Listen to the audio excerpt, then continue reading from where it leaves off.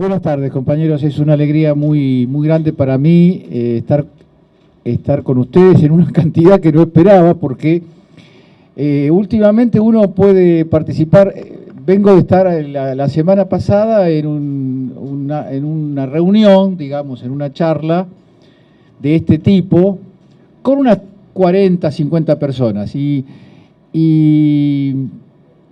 Y el sábado estuve en Rosario. Yo pensé que iba a haber un grupo de gente ahí en la Plaza Francia.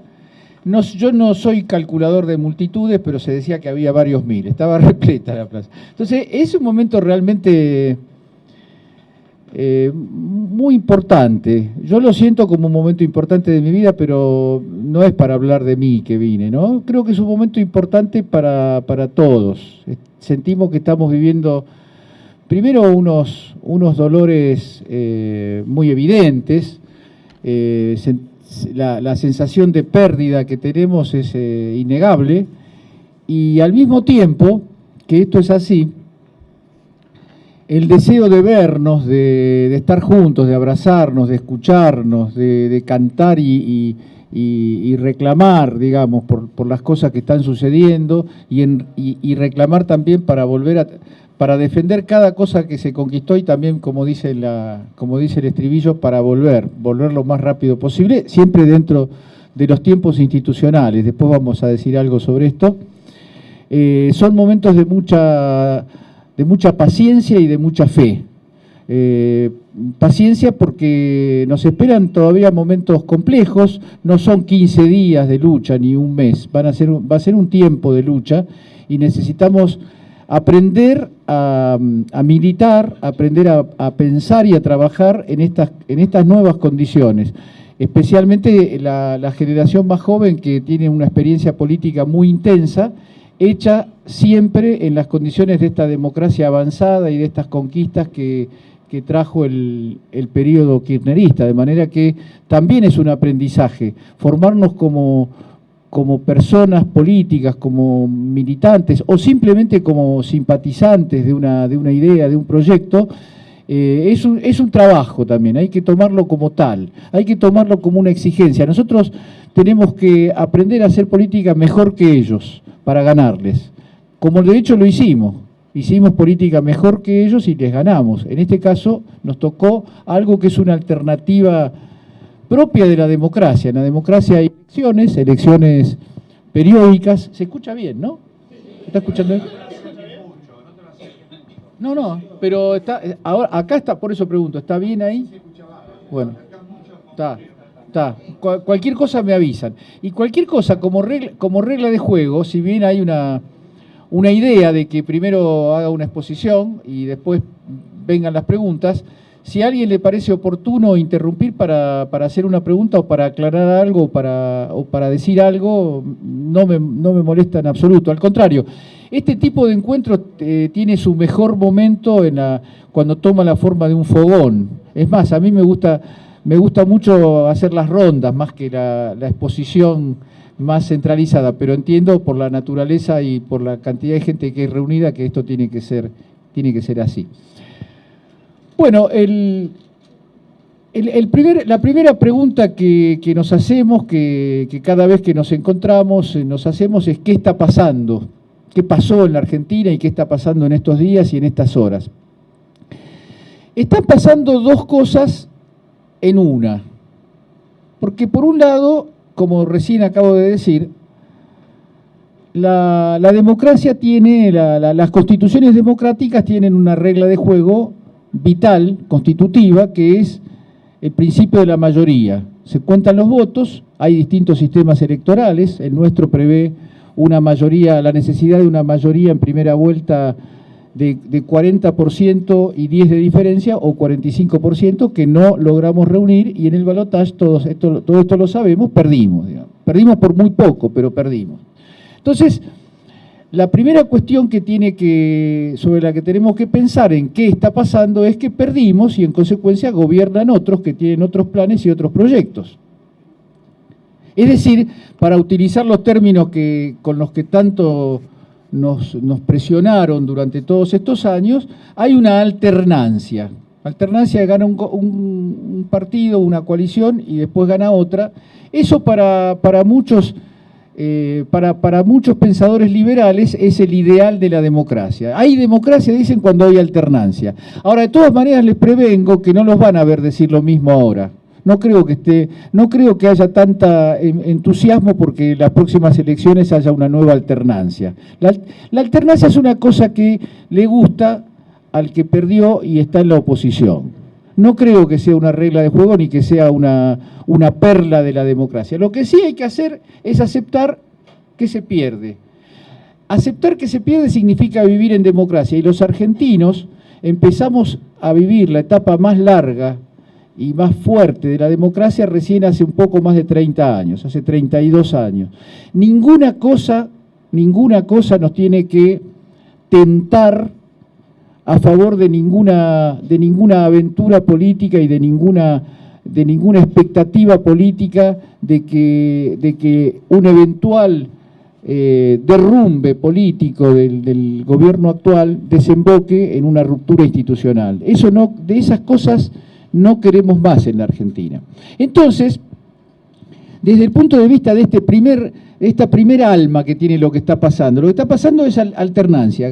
Había ganado el Frente para la Victoria, ganó Cambiemos. Desde ese punto de vista hay tiempos institucionales. Dentro de 2 años va a haber elecciones legislativas, dentro de 4 años va a haber elecciones presidenciales.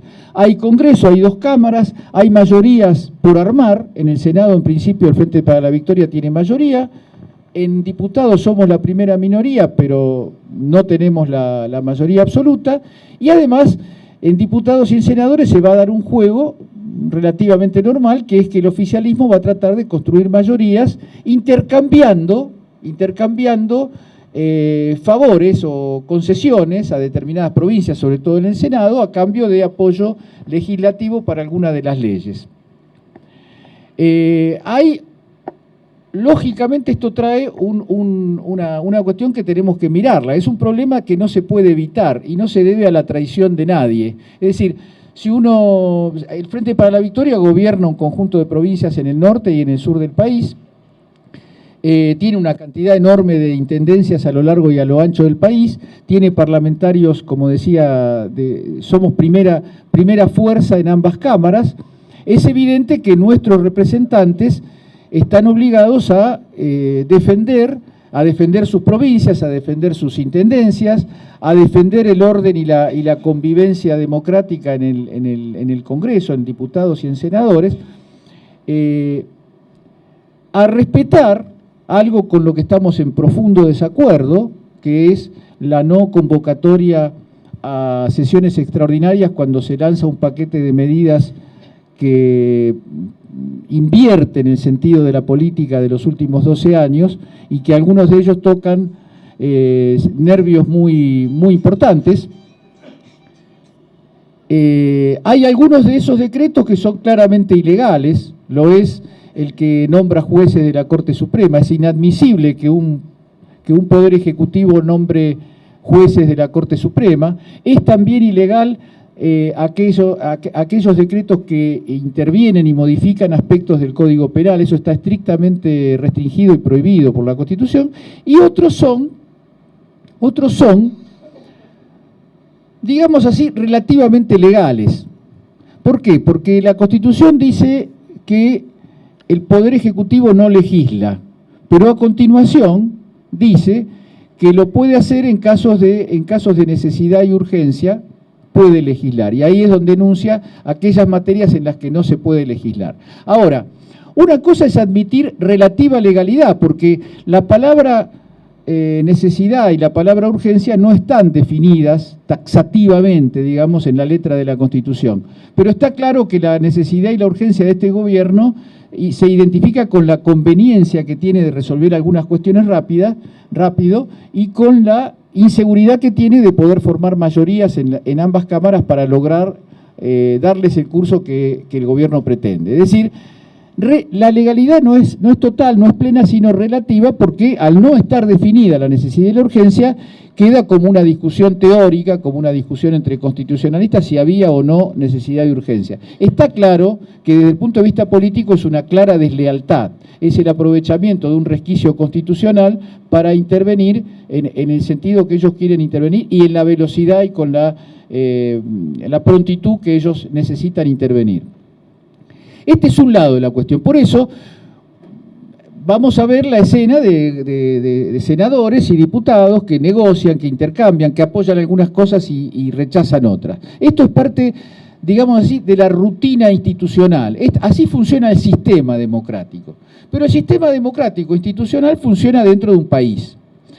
Y esto tiene entonces otro rasgo, aparte de ser una simple alternancia, un voto que cambió de color político la presidencia y el gobierno. Tiene el dato de un gobierno que se ha dicho más de una vez, que es la primera vez que un gobierno de derecha, presentándose como tal, porque Menem lo era, pero tenía detrás suyo la estructura del partido más popular y más numeroso de la Argentina, como es el Partido Justicialista, es la primera vez que ganan presentándose como gobierno de derecha. Es también, hay otras primeras veces, es también la primera vez que un gobierno que enfrenta y es enfrentado duramente por las corporaciones de los sectores más poderosos de la economía y de los recursos de la Argentina, termina su mandato en términos de normalidad institucional. Yo le agregaría que no solo termina en términos de normalidad institucional, sino que termina aplaudido y agradecido por centenares de miles de personas en la Plaza de Mayo. Esto es absolutamente inédito, no hay ningún caso. Los casos de gobiernos aunque fuera con más timidez, hubieran defendido intereses populares frente a la extorsión de los poderosos, no terminaron sus mandatos en forma normal, y mucho menos en las condiciones de apoyo popular que lo terminó Cristina. Esta primera vez que se logra esto es muy importante, muy importante. Tan importante es que, como dijimos muchas veces, el plan A, el plan principal de la derecha en la Argentina no era tanto ganar una elección, como lograr que el gobierno de Cristina Kirchner termine en un derrumbe. Ellos soñaban con un gobierno de Cristina Kirchner que terminara de modo estrepitoso, en el caos, en la confusión. ¿Por qué? Primero, bueno, hay dos razones. Una es muy evidente. La idea era escarmentar a cualquier fuerza política, a escarmentar y a evitar que vuelva a hablarse este lenguaje y que vuelvan a hacerse estas políticas por mucho tiempo, ¿no? Esa era la idea. Cuando un gobierno termina en una confusión, en un caos por muchos años, aquella agenda, aquel perfil, aquellas cosas que hizo el gobierno, no vuelven a tener una posibilidad de ser mayoría y de ganar elecciones. Y la otra cosa por la cual necesitaban este tipo de final era para justificar el ajuste brutal, ¿no? Ustedes estamos viendo, mejor dicho, que la cadena de la mentira y de la provocación mediática da por sentado que en el país hay una crisis y las medidas que toma este gobierno son medidas de crisis. Ahora, es un tipo de crisis muy particular, porque es una crisis que no se reveló al común de los mortales. Ninguno de nosotros sentía ya por octubre, por noviembre, cuando la inflación había bajado su ritmo, cuando teníamos las paritarias en funcionamiento y los sueldos o conservaban o mejoraban, aunque fuera levemente, como ocurrió todos los años, la situación social de los trabajadores, y se podrían dar otros elementos. No se revelaba a la gente común la crisis. La crisis solamente la veía gente que tiene poderes especiales, que puede ver cosas que nosotros no vemos. Es una casta de personajes que se autodenominan economistas y que suelen ser personajes subsidiados por grandes empresas, por grandes corporaciones. Gente que durante 12 años casi no acertó ningún pronóstico, porque todos los años preanunciaba, lo mismo que preanunciaron este año, que todo terminaba en una catástrofe. Esto va a terminar en una catástrofe, lo dijeron por lo menos desde el 2007 en adelante, lo dijeron todos los años. Nunca acertaron y sin embargo tienen canales de televisión que prácticamente son de ellos, porque están todas las noches diciendo sus pronósticos. Es evidente que la razón de su éxito y de su fama no es que aciertan los pronósticos. No quiero ser mal pensado sobre las causas que hacen que esa gente siga siendo invitada como personajes, como profetas que ven donde nosotros no vemos. Quiero dejar al costado las causas porque las conocemos bien. Sabemos que son ideólogos que trabajan para determinados intereses. Sabemos que intercambian determinadas fórmulas y determinados discursos a cambio de plata y poder. Es la primera vez también que un gobierno surgido por un estrecho margen electoral procede a producir inmediatamente, en cosa de pocos días, cambios muy profundos, virajes muy espectaculares en la mayoría de los temas. Para ahorrarnos la agenda, para ahorrarnos la exposición que todos conocemos y sufrimos, digamos, podríamos rápidamente decir mega devaluación, pérdida del valor adquisitivo en consecuencia de la mega devaluación, amenazas sobre las paritarias para chantajear con el tema del desempleo a los sindicatos y a los trabajadores, quita de retenciones que transfiere prácticamente un 10 o un 15% de los ingresos del Producto Bruto de los sectores del Estado y los sectores que reciben la ayuda y la protección del Estado a los sectores más poderosos de la economía, vuelta a las relaciones prioritarias con Estados Unidos, ruptura del pacto de integración y de hermandad regional sobre la base de provocar al gobierno bolivariano de Venezuela, siguiendo estrictamente el libreto de lo que dice la CNN y lo que dice el gobierno de Estados Unidos y los gobiernos afines en el mundo. Y así podríamos, despidos masivos de la administración pública, despidos sostenidos en una mentira y en una profunda provocación que equipara a empleado estatal con ñoqui y que además se aprovecha para desvirtuar lo que fue el Estado, el rol que tuvo el Estado durante estos 12 años, porque es obvio que si no va a haber precios cuidados, se puede despedir a los empleados que cuidaban en la Secretaría de Comercio Interior los precios cuidados. Si van a liquidar un conjunto de conquistas que se administraban y se organizaban desde el Estado, como el Procrear, que ya lo están haciendo, es evidente que, claro, que el Estado puede tener muchos menos empleados. Si se dedica nada más que a administrar los negocios de los poderosos y abandona los sectores populares, como ya ocurrió, como ya diría yo, fue normal en Argentina en las últimas décadas, con excepción de los gobiernos de Néstor y de Cristina Kirchner. Es decir, es un operativo de regreso a la normalidad. Cualquiera de los que tenemos algunos años más que el promedio, digamos, no quiero deschavar ninguna situación particular, todos sabemos que, por ejemplo, responder a la protesta social con palos y con cárcel, esto fue normal durante muchas décadas en la Argentina y tuvimos una época donde no se trataba solamente de cárcel, sino que se trataba de proscripción, persecución y muerte, incluso en gobiernos democráticos. El gobierno de la Alianza entró con represión y muerte y se fue con represión y muerte. Es normal que la primera señal de política internacional se dirija a Estados Unidos. Es normal que encontremos fricciones con Brasil y con los vecinos de América Latina. Ahora, este es el segundo aspecto, el segundo lado. Es una alternancia, pero es también un cambio de régimen.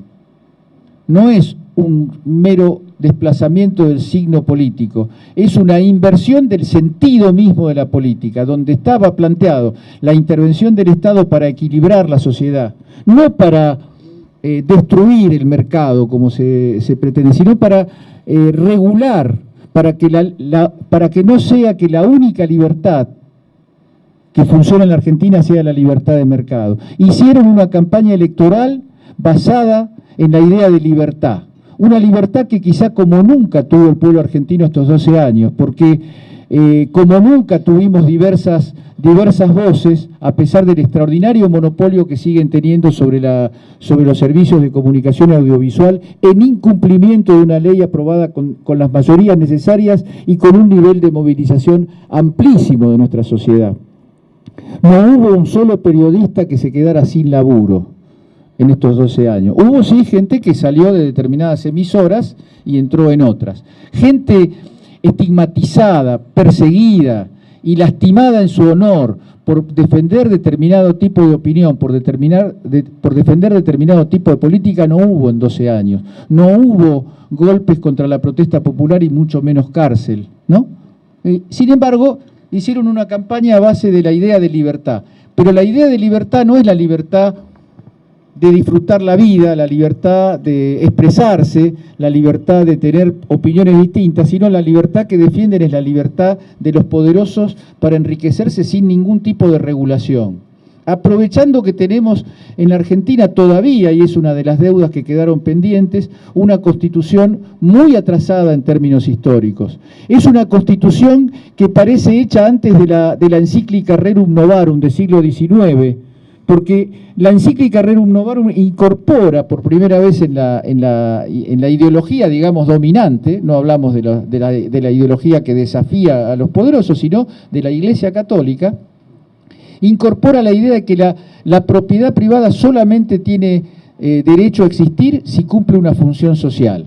Ese principio no está planteado en la Constitución Nacional. No me quiero ir por las ramas. La Constitución no es una rama, pero no era el propósito desarrollar este tema acá. La Constitución argentina no dice en ningún momento que Argentina es una democracia. No sé si ustedes lo tienen presente eso, pero la Constitución dice, en el artículo 1, dice: la Argentina adopta para su gobierno la forma representativa, republicana, federal. Y uno dice, bueno, en 1853 la idea de democracia no tenía la misma potencia que tiene a principios del siglo XXI o fines del siglo XX. No tenía esa potencia. Pero después hubo reformas constitucionales. Incluso hubo una reforma muy progresista y popular en 1949, en el primer gobierno de Perón, y no se tocó esa cláusula. Y la Constitución, digo estas tres cosas porque para hablar de la Constitución mejor llámenlo a Zaffaroni, pero no estaría mal que Zaffa haga un análisis crítico de la Constitución, porque nuestra Constitución es una debilidad constitutiva, valga el juego de palabras, de cualquier proceso de transformaciones en Argentina, como lo demostró la resistencia del Poder Judicial a la idea de democratizar su composición y de permitir el acceso de la opinión popular en la designación de sus miembros. Todos ustedes saben que fue declarada inconstitucional la idea de que el Consejo de la Magistratura tenía que ser sometida al voto popular, porque hoy es un poder, el Poder Judicial y el Ministerio Extrapoder, es un poder donde vota solamente un tipo de personas, que son gente que se recibió de abogado, ¿no? Por ejemplo, el Consejo, la Asociación de Magistrados vota una parte del Consejo de la Magistratura.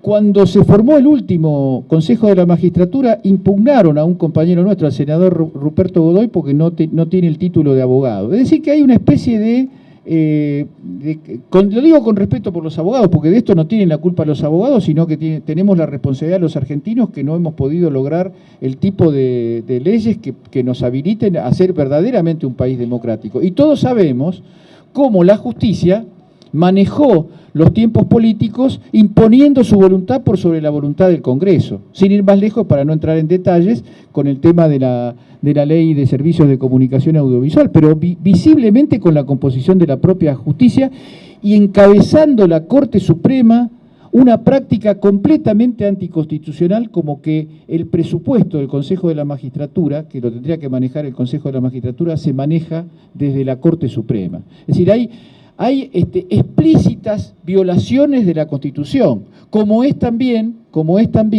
la permanencia hasta diciembre del año pasado de Carlos Fait fuera, como como 20 y pico de años más de lo que la Constitución establece como límite para formar parte de la judicatura. Bueno, entonces, me fui un poco del eje de lo que quiero plantear, porque el primer lado es la alternancia, el segundo lado es un cambio de orientación política radical, no digo radical para no referirme estrictamente a uno de los partidos, vamos a tratar, si no lo desarrollo en la entrada, tratemos de hacerlo en la conversación después, vamos a hablar de la otra cosa que significa la palabra radical, de algo que se llama Unión Cívica Radical, hay que hablar también de eso, estamos obligados a decir algunas palabras sobre eso, pero no quiero perder el orden. Lo que yo decía era que junto con esta alternancia hay un cambio de régimen, hay un cambio muy visible en el modo de vida en la Argentina, en el lugar que ocupa el Estado, en la relación del Estado con la sociedad. Primero que es un Estado que impone leyes desde el Poder Ejecutivo, pero además es un gobierno que modifica la distribución de la riqueza social de modo autoritario, ¿no? Entonces, estamos refiriéndonos a los decretos y a los decretos de necesidad de urgencia firmados en estos pocos días del gobierno de Macri. Entonces, acá la cosa cambia un poco de aspecto. Está muy bien que diputados, senadores, gobernadores, intendentes respeten los tiempos institucionales, faciliten el funcionamiento del Congreso, defiendan los intereses de la provincia negociando lo que corresponda negociar para poder hacer buenos desempeños como gobierno. Pero eso no puede hacerse abandonando la perspectiva de pertenencia e ignorando que acá se está haciendo un atropello contra conquistas populares muy caras, muy sentidas por el pueblo. Ojo con eso, porque distinguir esto, una cosa de la otra, distinguir la genuflexión, la agachada, para decirlo de una manera menos pomposa, la agachada de quienes fueron puestos en el Congreso para defender los intereses populares en la boleta del Frente para la Victoria, de lo que es la natural negociación y el curso natural de lo que son los tiempos institucionales, va a ser un patrimonio del movimiento popular. No se puede dejar eso solamente en manos del sistema político. O en todo caso, si de lo que se habla es del sistema político, esto también es el sistema político. Esto también, la asamblea de Parque España del domingo último en la que me tocó participar, también es el sistema político. Las demandas de la gente, los dolores de la gente, los reclamos de la gente, del pueblo, son también parte del sistema político.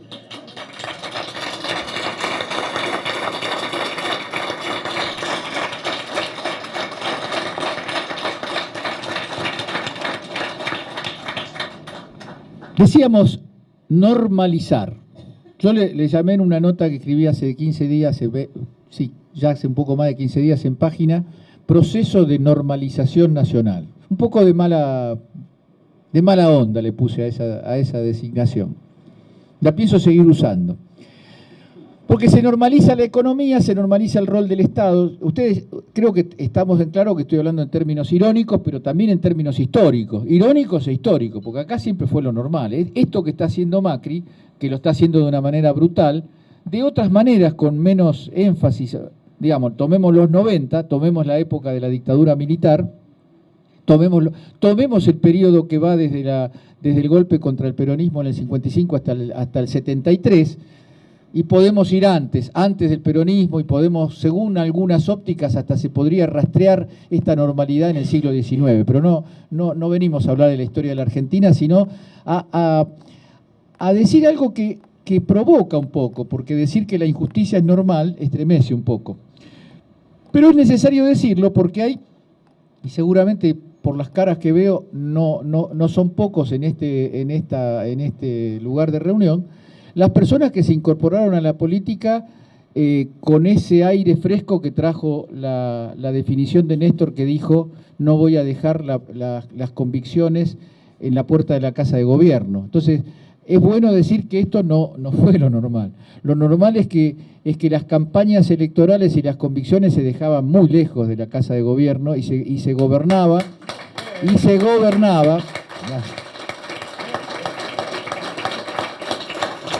gobernaba en función Porque nosotros hicimos muy bien en poner en claro el nexo entre las decisiones de gobierno y un determinado diario que tiene un instrumento musical en su tapa. No lo nombro porque yeta. A pesar de que estoy, como ustedes vieron que yo soy, me pusieron en el currículum con razón, que fui columnista del diario. Ahora, una vez que encontré a un tipo, me dijo que yo no era columnista, que yo escribía columnas.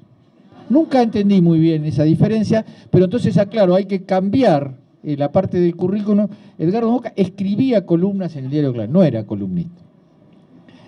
Y mejor, incluso lo podemos sacar y no se ofende nadie. De todas maneras, como me da un poco de cosa esa parte del currículum, voy a decir que en el año 2003, unos días antes de que asumiera Néstor, me pidieron, la primera vez que yo escribí una columna fue cuando estaba por asumir Néstor, sobre el tema del hecho de que no había habido balotaje y en qué medida eso lesionaba la legitimidad democrática.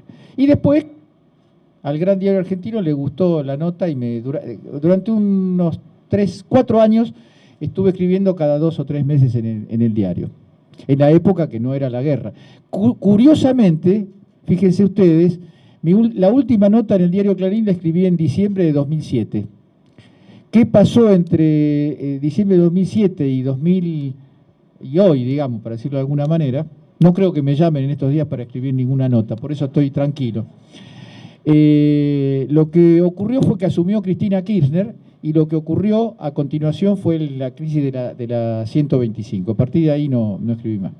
Pero quería decir que nosotros aprendimos el vínculo entre la política y el chantaje de los medios, que consiste, claro está, en que si no haces lo que yo te digo, las tapas del diario y las editoriales de las radios, las decenas y centenares de bocas de expendio de la mentira del Grupo Clarín y otros, te van a sacudir hasta que te tengas que ir del gobierno dando vueltas carnero, digamos, ¿no?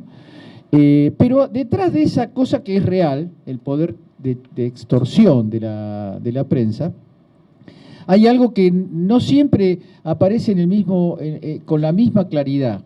El grupo Clarín, el monopolio y otros oligopolios que existen en el mundo de la comunicación, no son lo que son por sí mismos, sino porque son voceros, órganos de difusión, organizadores del discurso político de un determinado bloque.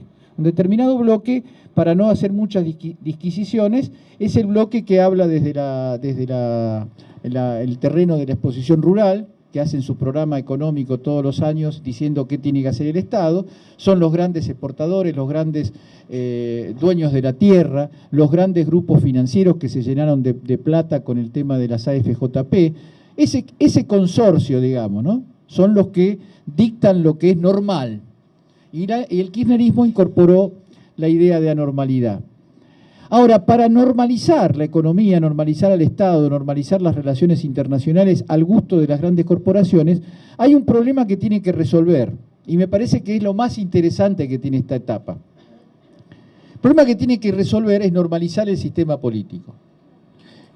Normalizar el sistema político y salir de esta locura que fueron estos 12 años. Un grupo de aventureros venidos del sur que metió en la cabeza de la gente un conjunto de relatos, de discursos y de cosas, esta idea de los dos proyectos, que hay un proyecto de industrialización, de inclusión y de desarrollo que nace del consumo popular, de la demanda agregada y no nace del derrame de los grandes grupos económicos, ese virus que afectó la conciencia de muchos argentinos, de la mayoría, llegó a dislocar la conciencia social y política de la mayoría de los argentinos, eso hay que extirparlo, porque esa es la anormalidad. Se necesita normalizar un sistema de partidos donde se construye una especie de bipartidismo o de dos grandes coaliciones a la manera que existe en la mayoría de los países, como ellos dicen, los países civilizados y modernos. ¿Qué quiere decir este bipartidismo o estas dos coaliciones que le dan vida, que le dan sustento a la aplicación de los planes neoliberales? Significa que, que hay una derecha que gobierna como derecha y una, pongámosle, una izquierda que también gobierna como la derecha, ¿no?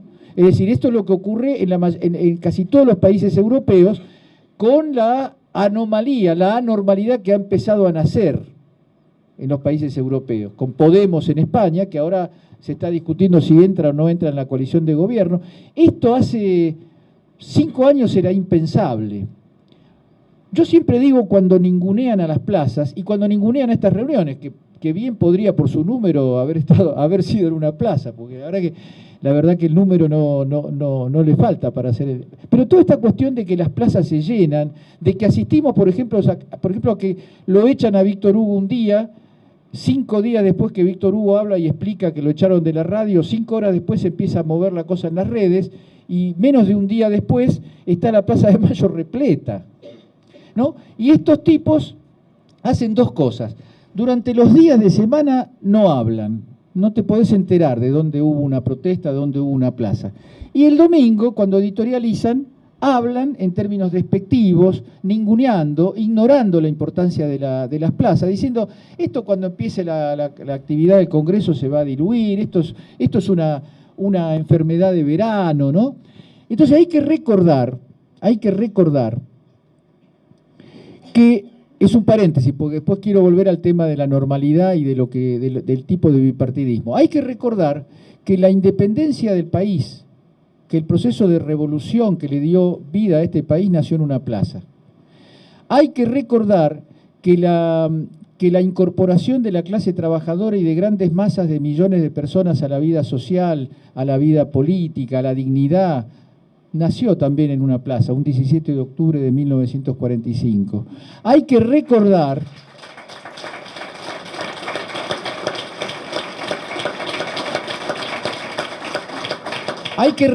que la dignidad del pueblo y de la democracia en medio de la noche de la dictadura, con los secuestros y las desapariciones, también nació en una plaza con un grupo de mujeres que iba a manifestarse, a dar la vuelta para reclamar por sus hijos. Hay que recordar también las plazas terribles de la historia. Y la quiero simbolizar nada más que con la Plaza de Junio de 1955, donde aviones militares pagados por el pueblo se dedicaron a bombardear a civiles que caminaban, muchos de ellos desentendidos de cualquier actividad política en la Plaza de Mayo. Y hay una plaza también, unas plazas a lo largo y a lo ancho del país, que surgieron cuando la debacle del país en diciembre de 2001. Esas plazas también tienen que ver con estas plazas, también tienen que ver, porque ahí nació, o por lo menos, o digamos mejor, renació, porque también el 17 de octubre fue un torrente, si bien hubo organizaciones sindicales que lo vertebraron, que le dieron forma, eso venía como una demanda desde abajo fuertísima. Y esa demanda de diciembre de 2001 también fue fortísima, aunque su enunciado, que se vayan todos, no tenía la potencia, la calidad y la importancia que tienen estas plazas, porque estas plazas ya no vienen a llenar un vacío de representación. Estas plazas están representadas en una fuerza política y están representadas en un liderazgo que es el liderazgo de Cristina Fernández de Kirchner. Estas son las plazas.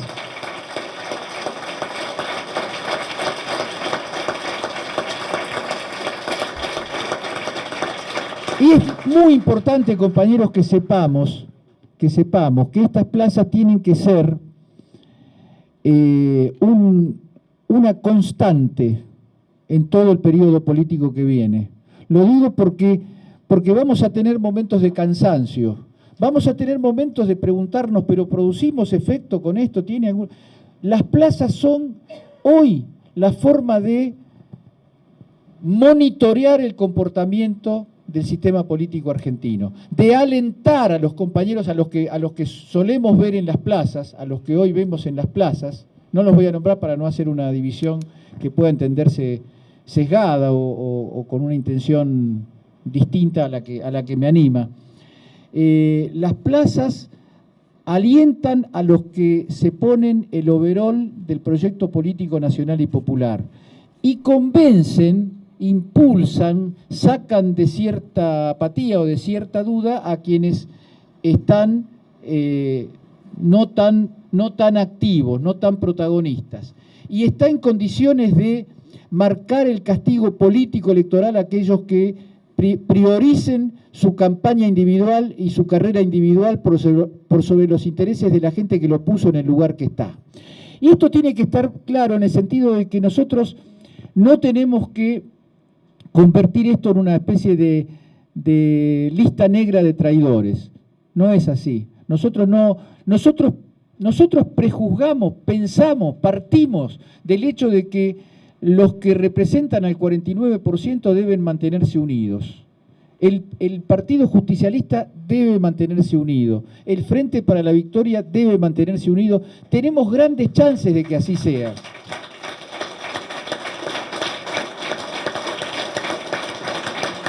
Yo sé que muchos de nosotros, y quizás puedo decir tranquilamente que lo comparto, pero al mismo tiempo que lo comparto y porque lo comparto, puedo estar en condiciones de criticarlo.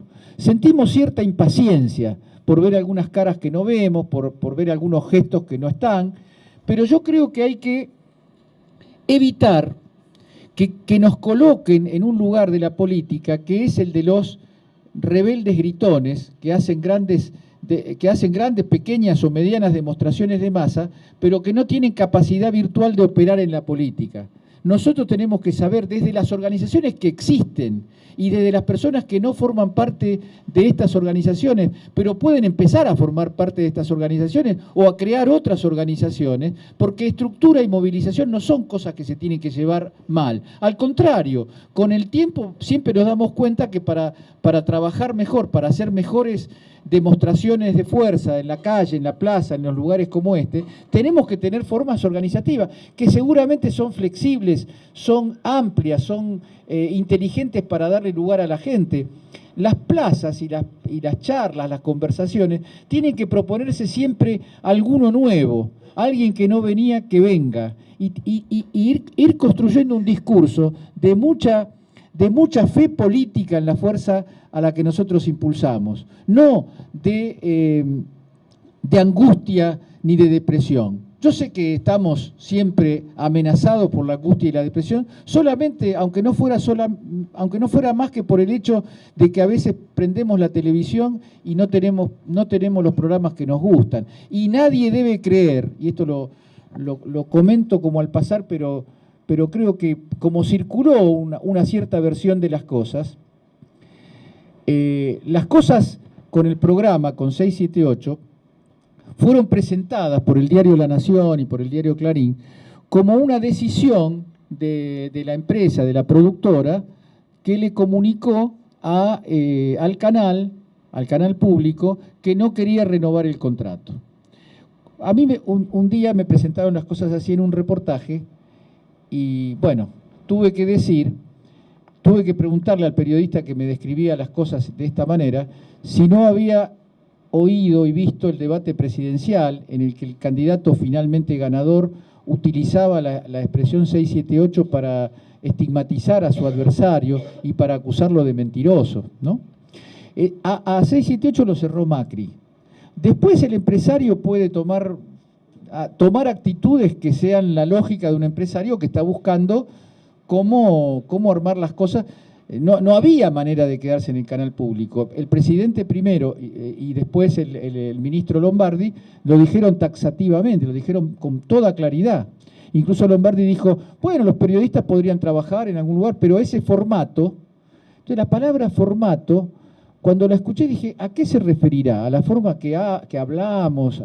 No, se refiere a una cosa que a veces cuando pensamos en 678, cuando todos pensamos en 678, pensamos en los panelistas. 678 es un archivo, es un poderoso portador de memoria colectiva que tiene una contundencia muy fuerte. Es muy grande la contundencia de ver a un tipo que dice una cosa un día y dice la contraria al otro. Y es muy eficaz para conocer la línea histórica, la línea biográfica de muchos dirigentes. No, como algunos dicen, aunque quizás alguna vez se haya deslizado de esa forma, yo personalmente estoy en contra de hacer eso, de escrachar a alguien que dijo alguna vez algo inconveniente y hacérselo pagar. Esa no es buena, porque cada uno de nosotros puede ser archivado y ser puesto frente a una declaración o una cosa que escribió o algo que dijo en determinado momento, sobre todo cuando tenemos ya muchos años, digamos, y muchos años de intervención pública. Pero ¿cuál es el problema? Si a mí me dicen, mirá, en tal año vos dijiste esto, yo me paro y digo, en tal año dije eso porque me parecía esto, esto y lo otro. Después la vida, mi experiencia, mi formación, mi práctica profesional, pero sobre todo la práctica política, me convenció de que las cosas no son así, son de esta otra manera. Y ahí, por lo menos el plano ese se despeja, porque la coherencia no consiste en decir siempre lo mismo, ni siquiera consiste en militar siempre en el mismo partido. Por supuesto que hay casos bastante jocosos de personas que han recorrido todo el espinel de la política partidaria buscando un carguito. Pero allá ellos, eso no es. El problema que tenemos con ellos no es que han militado en muchos partidos. El problema es que con algunos de ellos es que militan en muchos partidos, pero la embajada que visitan es siempre la misma.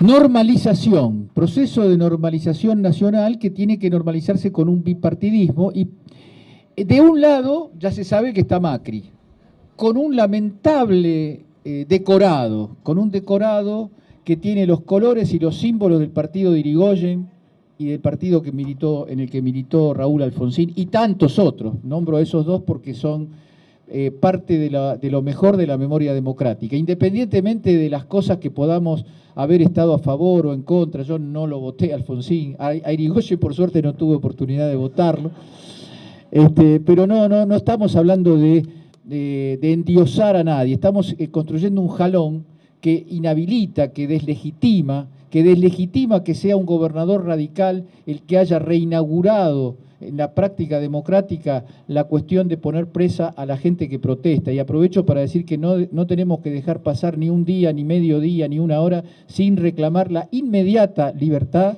de Milagro Sala.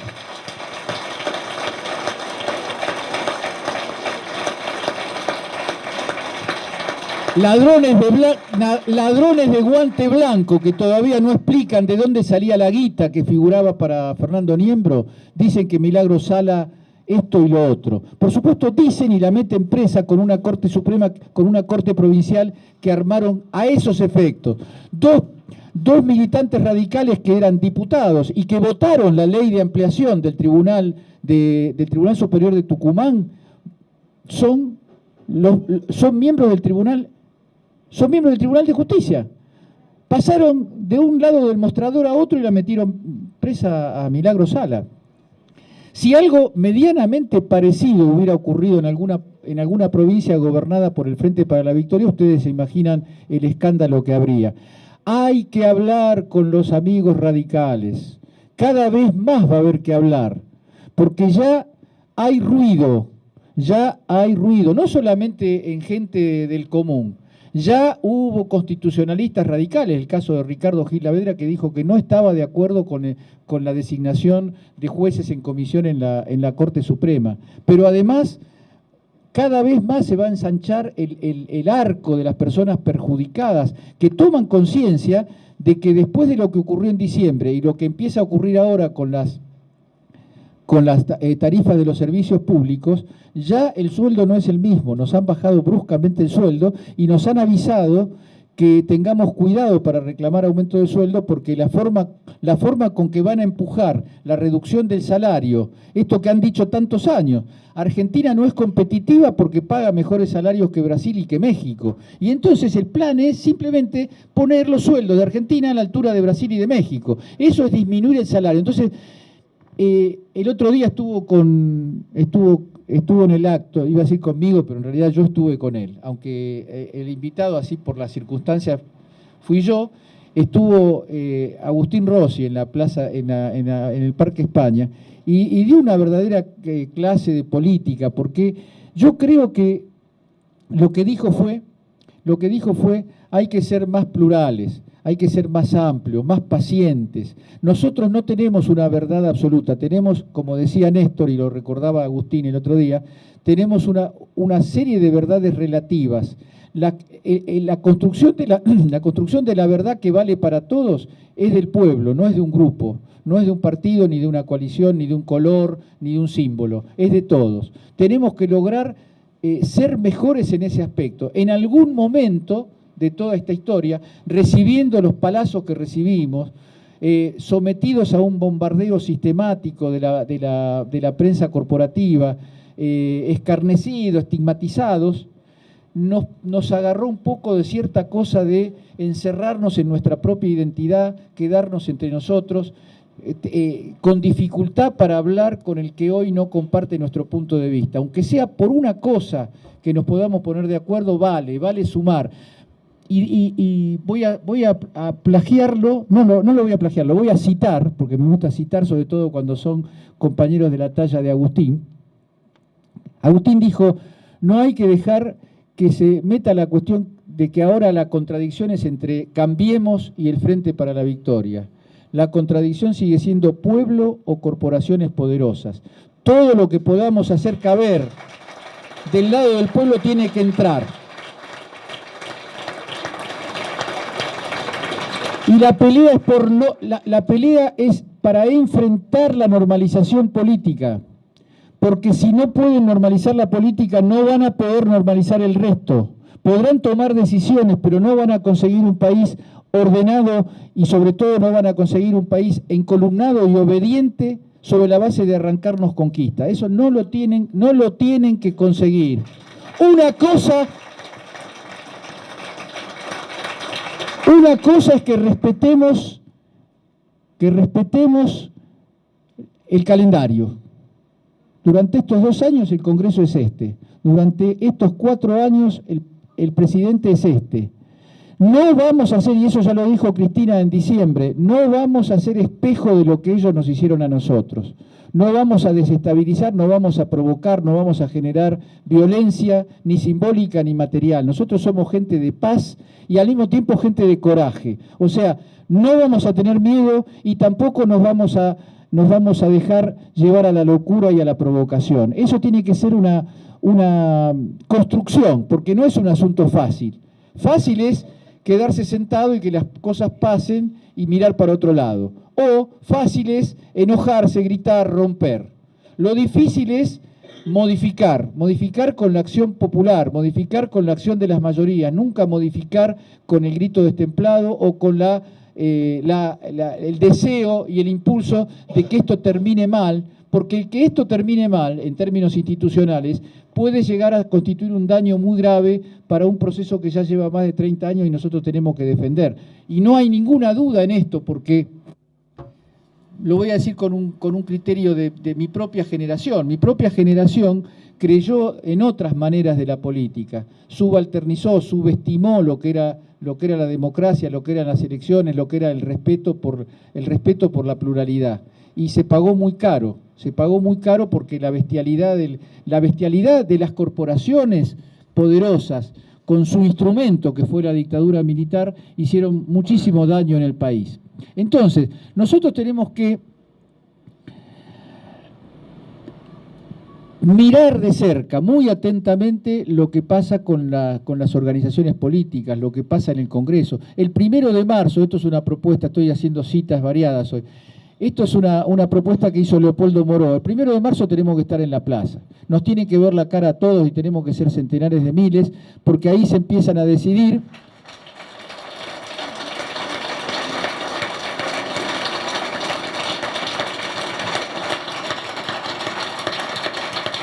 Ahí se empieza a decidir si 10 o 20 renglones escritos y firmados por el presidente de la República pueden dar marcha atrás a la ley más democrática, a la ley más discutida, que suscitó más movilizaciones y que tuvo mayorías amplias en ambas cámaras, como fue la Ley de Servicios de Comunicación Audiovisual. No hay que dejar que el Congreso funcione tranquilo. Estamos hablando en los mismos términos que hablábamos recién, no vamos a ir a tirar piedra a nadie, ni vamos a escrachar a nadie, pero no tiene que haber tranquilidad de los que van a tener que tomar tamañas resoluciones, ni los de ellos ni los nuestros. Tienen que saber que no es gratis cualquier posición que se tome en todas estas materias, El plan entonces es tener cuando uno dice un bipartidismo, una doble coalición, digamos, una sería Macri con el prostíbulo en el que se ha convertido la Unión Cívica Radical, y el otro, claro, el otro es un problema grande, porque el otro es el peronismo. Entonces, por eso aparece el peronismo de los buenos modales, el peronismo del consenso, del diálogo y de la negociación. Y fíjense, volvamos un poquito para atrás, que esa idea se basa en la manipulación de lo que anteriormente decíamos. ¿Cómo? Vos vas a estar en contra de todo si nosotros tenemos que tener una convivencia democrática, respetar los tiempos institucionales, el Congreso tiene que funcionar, los envíos presupuestarios a las provincias tienen que funcionar normalmente, ustedes quieren... No, todo eso sí, pero no aprobarle las leyes que van en contra de los intereses populares. Eso es otro cantar. Podés discutir, podés negociar muchas cosas, pero las cosas que alteran la relación alcanzada, el espacio alcanzado por el movimiento popular, las conquistas sociales, culturales y democráticas de estos años, no cuenten con nosotros para ese tipo de moderación y de respeto por los tiempos institucionales. Eso no es respeto de tiempos institucionales. El peronismo no puede ser un partido de buenos modales, porque nació con malos modales. Nació metiendo las patas en la fuente y nació con Eva Perón, que fue el primer personaje de la Argentina democrática moderna que le dijo a la oligarquía lo que muchos millones de argentinos sentían por la oligarquía y no tenían fuerza para decirlo.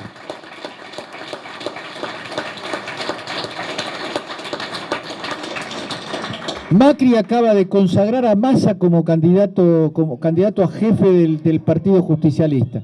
No hace falta más nada para saber cuál es el lugar de Massa, no hace falta más nada para saber que Massa es un extrapartidario, no solo no es un aliado nuestro, sino que militó a favor de que nosotros no ganáramos las elecciones. Por supuesto que eso lo va a debatir el Partido Justicialista, los votantes, los que son peronistas y simpatizantes justicialistas y no estén afiliados. Estaría muy bien que se sumen porque hay que pesar ahí,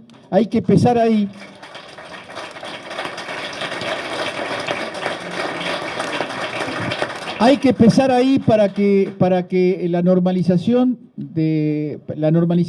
orgánica del Partido Justicialista, la normalización no, está mal usado por cómo vengo usando la normalización, la elección de autoridades del Partido Justicialista tiene que tener un resultado que consagre de modo directo o indirecto, o las formas que se establezcan, el liderazgo de Cristina Kirchner. No queremos ningún otro liderazgo por sobre.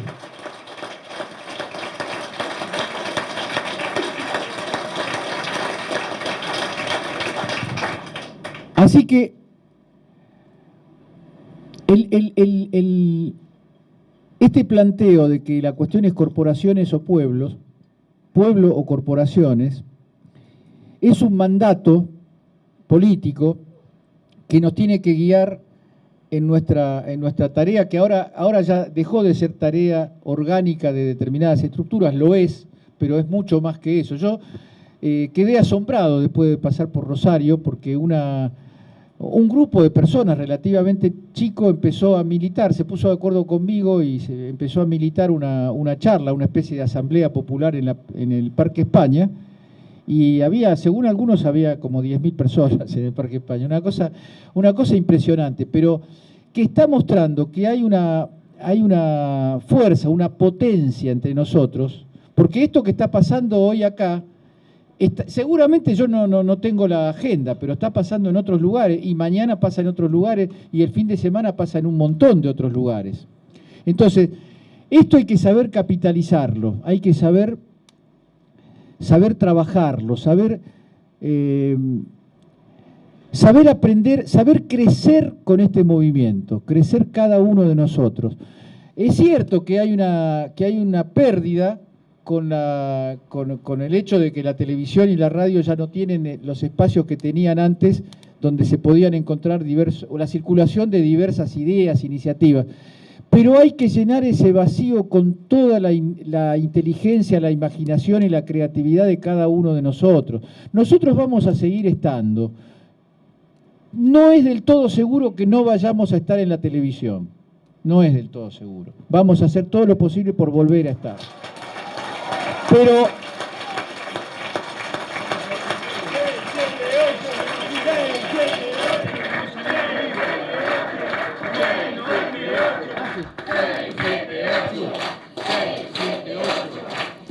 no es seguro que no salgamos, pero si no salimos en la televisión, vamos a estar a través de la web, y si no es a través de la web, vamos a estar en las plazas hablando con la gente y nos van a ver. Lo que a mí respecta, ese es un compromiso. Ese es un compromiso. La cuestión es que, lejos de sentir que estamos perdiendo fuerza o que vamos a perder fuerza, yo creo que estamos renaciendo y estamos pasando a un nivel superior, porque también la resistencia,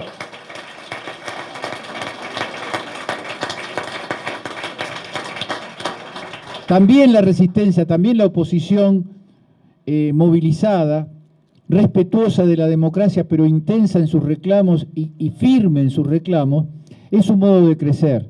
Nosotros no tenemos por qué pensarnos a nosotros mismos como una fuerza solamente para estar en el Estado, en el gobierno. Eso es una experiencia.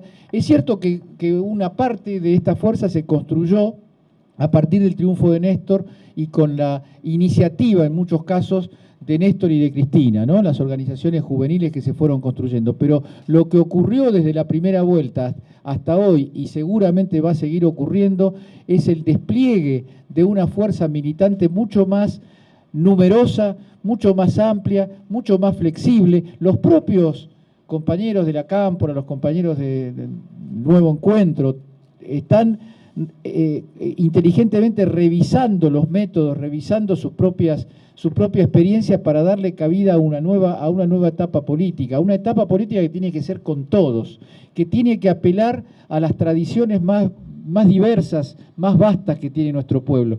Insisto, hay que hablar mucho con los radicales, hay que hablar mucho con las izquierdas, porque si nos atenemos a la definición clásica de lo que es izquierda, no hay ninguna cosa más de izquierda que esto, que el Frente para la Victoria, que el Movimiento Popular y Nacional. No hay nada que esté a la izquierda de esto. O vamos a admitir que está a la izquierda nuestra, o vamos a admitir que está a la izquierda nuestra, que están a la izquierda nuestra los que frente a un hecho decisivo como el balotaje llamaron a votar en blanco. Dejemos esas izquierdas, porque esas izquierdas nacieron para gritar y protestar sin ningún proyecto. Díganme en qué país armaron alguna coalición de gobierno. Díganme dónde están en Grecia, dónde están en España, dónde están en Venezuela, dónde están. En donde existen, están jodiendo. Donde existen esas marcas de origen, están jodiendo.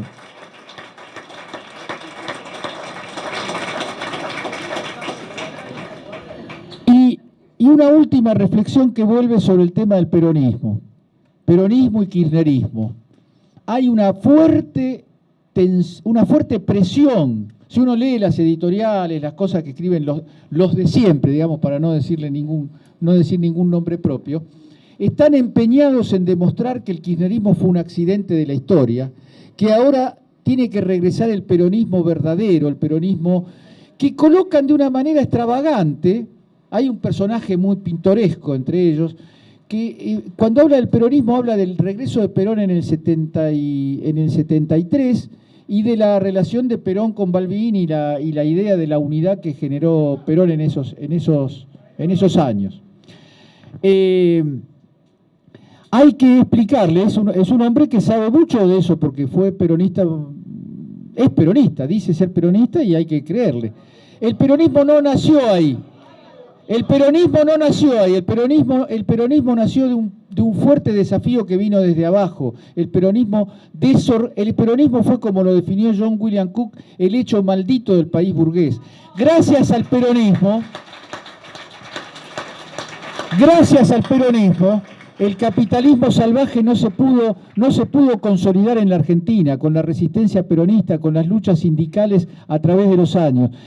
Tenemos, sí, la experiencia le conocemos la cara al peronismo neoliberal, le conocemos la cara, al peronismo que no es peronista desde el punto de vista de las banderas tradicionales, las banderas históricas del peronismo. Lo conocimos en la década del 90, lo conocimos regalando el patrimonio nacional, lo conocimos destruyendo las empresas estatales, lo conocimos mandando al desempleo a casi la quinta parte de la sociedad argentina, de los trabajadores. Así que no tenemos por qué averiguar. Ya algunos querían averiguar cómo era el cambio, y ya lo estamos viendo. Lo que nosotros decían que era la campaña del miedo. Lo que produce verdaderamente miedo es la realidad que están construyendo estos tipos. Entonces, como ya conocemos el cambio de Cambiemos, no necesitamos nada para conocer al peronismo, entre comillas, que nos proponen los que viajan a Davos para estar cerca del calorcito del poder, para presentarse como la variante buena, tolerante, respetuosa, pero en el fondo para compartir el proyecto de Macri, de manera que la Argentina quede organizada en una derecha que gobierna como derecha y en un peronismo que gobierna también igual como la derecha. Así que abrimos las preguntas para seguir profundizando en lo que ustedes quieran.